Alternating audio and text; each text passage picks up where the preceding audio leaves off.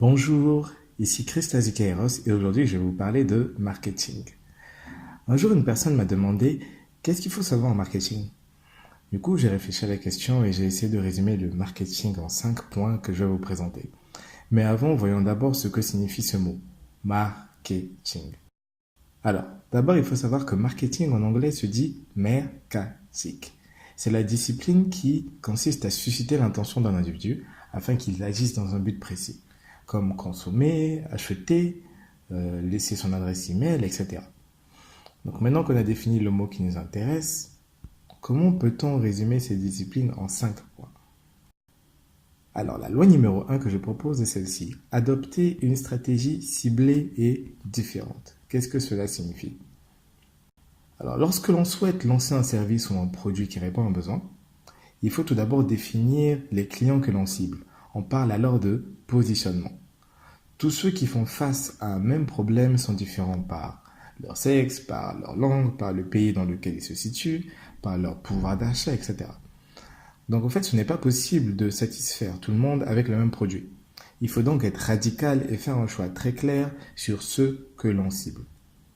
Par exemple, lorsqu'il s'agit de régler le problème du rasage pour hommes, il y a deux écoles. Ceux qui préfèrent le rasoir à lame, comme par exemple ceux de la marque Gillette, et ceux qui préfèrent le rasoir électrique, par exemple ceux de Brown. Eh bien, sachez que derrière ces deux grandes marques, il y a une seule et même entreprise, Procter Gamble. C'est pareil dans le monde automobile avec Audi, Lamborghini et MAN qui ont un positionnement totalement différent. Mais en réalité, derrière ces trois marques, il y a une seule et même entreprise, Volkswagen. Alors vous me direz, mais pourquoi créer plusieurs marques? En fait, naturellement, on préfère les spécialistes aux généralistes. Lorsqu'un médecin généraliste nous donne un diagnostic qui ne nous convient pas, on préfère aller voir un spécialiste. Si j'ai besoin d'un camion, j'irai voir MAN. Je ne me vois pas aller chez Lamborghini. Alors, une fois que vous avez choisi votre cible, c'est-à-dire que vous avez volontairement décidé de laisser de côté d'autres clients, tout devient plus clair et plus simple. Votre communication peut être très ciblée de telle sorte qu'elle parle directement à ceux dont elle est destinée. Mais avoir une stratégie bien ciblée ne suffit pas. Parce que personne ne se réveille le matin en se disant « Tiens, moi aujourd'hui, je vais faire attention à tous les messages publicitaires qui me seront présentés dans la journée. » Du coup, lorsque vous communiquez, vous devez surprendre, voire même choquer, pour être sûr que votre message va attirer l'attention. C'est en ça que votre stratégie marketing doit être bien sûr ciblée, mais également différente. Différente de ce qui se fait déjà. Donc, la loi numéro 1, adopter une stratégie ciblée et différente. Loi numéro 2, la qualité n'est pas une option. Alors, imaginez que vous avez défini votre stratégie, vous avez conçu votre produit, votre service, vous avez déployé votre communication pour enfin convertir des prospects en clients. Alors, c'est quand même dommage de tout gâcher en fournissant un service qui laisse à désirer. Surtout, il y a une étude qui a montré qu'un client satisfait le racontera à 3 personnes, alors qu'une personne qui a une mauvaise expérience le dira à 10. Vous ne pourrez pas bien évoluer en fournissant un service médiocre ou moyen. Si vous faites cela, vos clients vont complètement se détacher de votre marque. Donc, s'il vous plaît, faites le nécessaire, faites tout ce qu'il faut pour ne pas que le nom de votre produit soit synonyme de médiocrité. Pour être sûr d'assurer un service de qualité sur le long terme, vous devez sans cesse vous poser une question. Comment aider mes clients à régler leurs problèmes plus efficacement et plus rapidement? Pour illustrer cette phrase, j'aime bien donner l'exemple de Nokia. Alors pour ceux qui l'ont vécu, Nokia était la marque de téléphone au début des années 2000. Vraiment, ils étaient numéro 1 pendant des années. Avoir un Nokia, c'était aussi prestigieux. En tout cas, surtout les Nokia dernier cri, c'était aussi prestigieux que d'avoir un iPhone aujourd'hui. Et en 2007, ils n'ont pas vu venir Apple. Et personne d'ailleurs.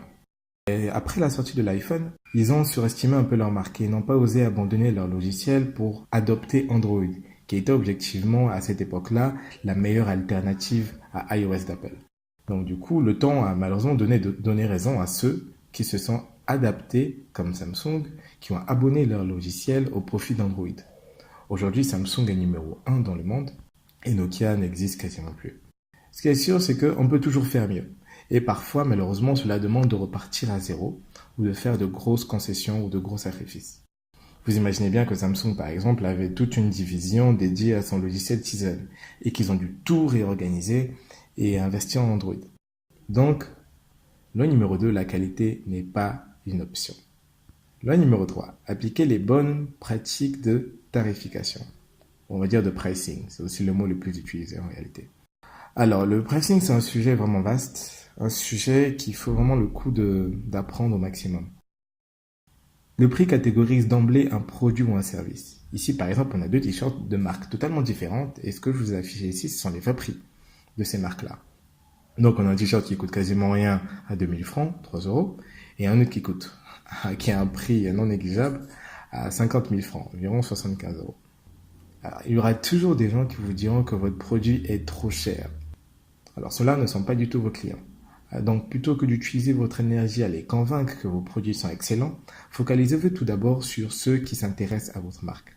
Autre chose à savoir, par exemple, sur le pricing, c'est qu'il faut éviter autant que possible de faire des promotions pendant les périodes de forte influence. Il vaut mieux attendre les périodes creuses pour faire des promos.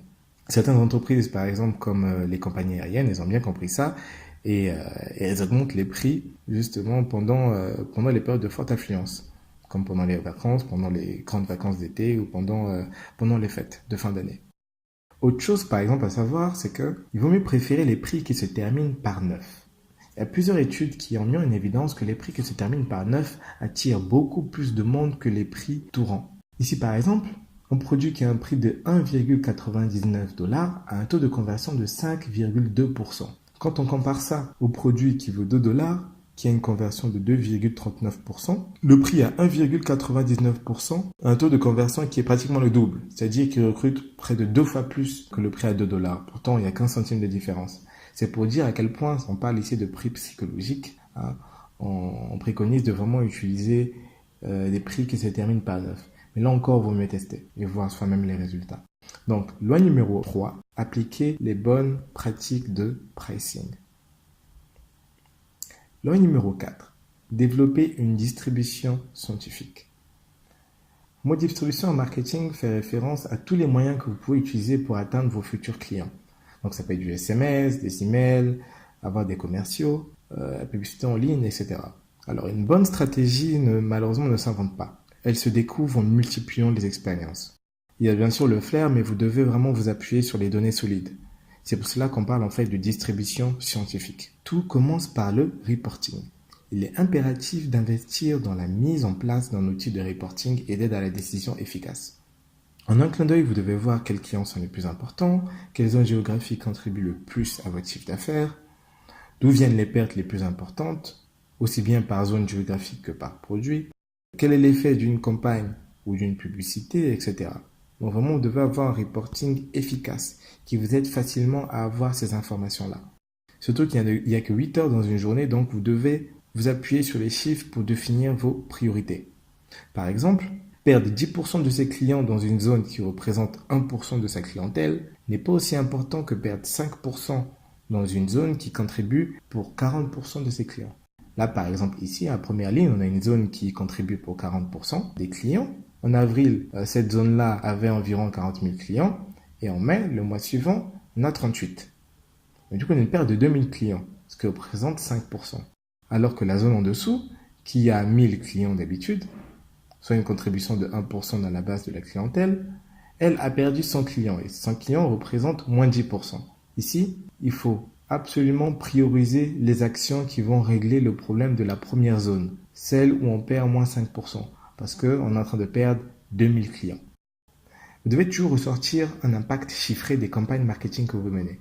Cela vous servira de base pour réajuster votre stratégie et allouer plus efficacement votre budget marketing.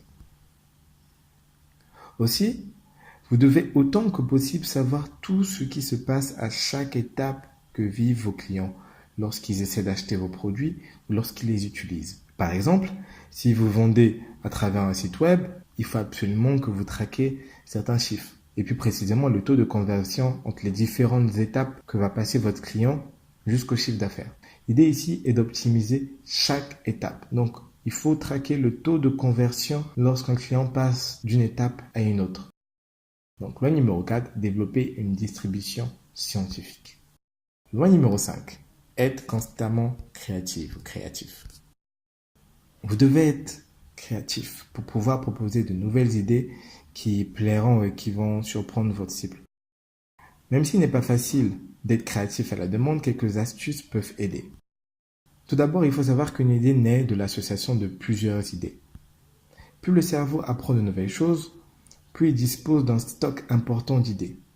De ce fait, pour être très créatif, il faut être très curieux, multiplier les expériences et apprendre constamment, si possible dans des domaines complètement variés. On dit aussi que les bons artistes copient, mais que les grands artistes volent. Là, par exemple, on a beaucoup de designs d'Apple qui semblent être inspirés d'une marque aussi connue pour le design qui est Brown. Un bon artiste, c'est ça. Il sait observer son environnement et il va adapter ce qu'il voit dans son environnement par rapport à son problème à lui. Donc il faut savoir observer et s'inspirer du travail des autres pour l'adapter à son besoin. Où est-ce que vous pouvez trouver des idées? Moi, par exemple, lorsque je cherche à designer un logo, je vais utiliser le site web Dribbble. Ou encore, je vais me balader sur le site web Pinterest, taper dans le moteur de recherche 2-3 mots pour pouvoir découvrir de nouvelles choses, m'inspirer du travail des autres. Et ce qui m'a le plus aidé ces dernières années, c'est que j'essaie de lire un livre par mois pour gagner de nouvelles compétences dans des domaines variés. Donc si je devais résumer ce qu'il faut savoir en marketing, je dirais, loi numéro 1, adopter une stratégie ciblée et différente. Loi numéro 2, la qualité n'est pas une option. Loi numéro 3, appliquer les bonnes pratiques de tarification. Loi numéro 4, développer une distribution scientifique. Loi numéro 5, être constamment créatif. Je ne me suis pas attardé sur comment faire pour respecter chaque loi, on le verra dans d'autres vidéos. Merci beaucoup de l'avoir suivi, n'hésitez pas à liker et à vous abonner sur la page YouTube pour être au courant de la sortie des prochaines vidéos. Et on se retrouve très prochainement pour d'autres vidéos business. À bientôt.